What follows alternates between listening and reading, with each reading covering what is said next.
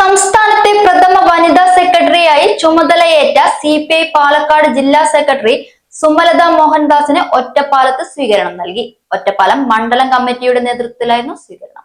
കഴിഞ്ഞ ദിവസം സമാപിച്ച സിപിഐ പാലക്കാട് ജില്ലാ സമ്മേളനത്തിൽ സംസ്ഥാന ചരിത്രത്തിൽ തന്നെ ആദ്യമായാണ് ഒരു വനിതയെ ജില്ലാ സെക്രട്ടറി സ്ഥാനത്തേക്ക് പരിഗണിച്ചത്.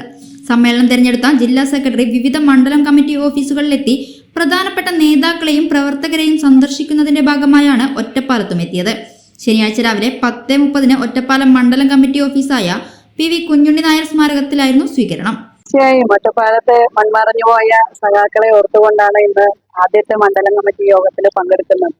ഇത് തന്നെ വലിയൊരു ആർജവമാണ്. എല്ലാ മണ്ഡലത്തിലും ആ മണ്ഡലത്തിലെ പാർട്ടിയെ കെട്ടിപ്പടുത്താൻ മുന്നോട്ട് വന്നിട്ടുള്ള മൺമറഞ്ഞുപോയ മുഴുവൻ സഖാക്കളെയും ഓർത്തുകൊണ്ടാണ് എൻ്റെ ഈ ഒരു പ്രവർത്തനം ഞാൻ ജില്ലയിൽ ആരംഭിക്കുന്നത്.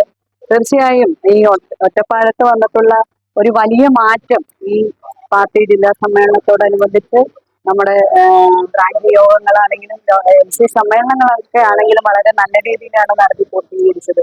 ഏറ്റവും അവസാനമായ ജില്ലാ സമ്മേളനത്തോടനുബന്ധിച്ച് നടന്ന വനിതാ സംഗമം, അത് ഞങ്ങളെ സംബന്ധിച്ച് വലിയൊരു മാറ്റം ഈ ഒറ്റപ്പാലത്ത് ആ സംഘടനയിലൂടെ ഉണ്ടായി എന്നുള്ളതാണ്.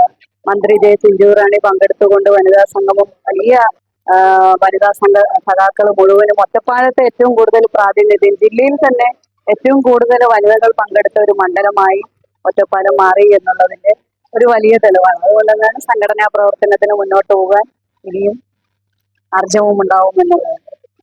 മണ്ഡലം സെക്രട്ടറി P. വിജയകുമാർ, ജില്ലാ കമ്മിറ്റി അംഗം A. പ്രഭാവതി, മണ്ഡലം കമ്മിറ്റി അംഗങ്ങളായ PM Devadas, MS Paulose, K. Parukutty, NR Padmavathi, T. Jayaprakash, OP Latheef, LC secretary Anilkumar തുടങ്ങിയവർ ഹാരാർപ്പണം നടത്തി.